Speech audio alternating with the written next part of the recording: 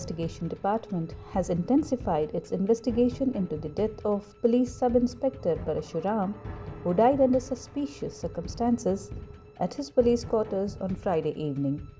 A CID team led by Deputy SP Punit arrived in Yadgir on Sunday to take over the investigation.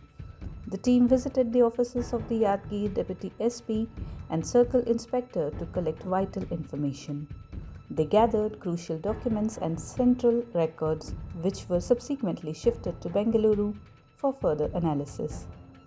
Among the collected items is a pen drive believed to contain significant evidence. The CID team also conducted a search of PSI Parashuram's mobile phone for additional clues. While the police initially suspected that Parashuram died of a heart attack, the postmortem report expected in the next 2-3 days will clarify whether it was a heart-related issue or a suicide, as alleged by his father.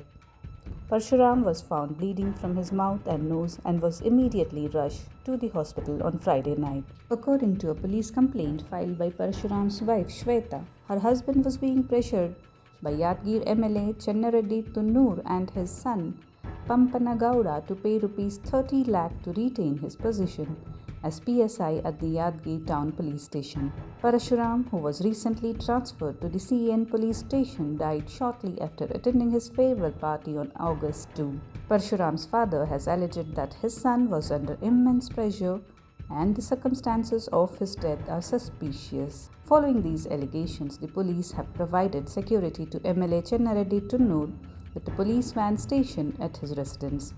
Various organizations, including the Karnataka Rakshana Samiti, protested demanding action against Tunnur and his son.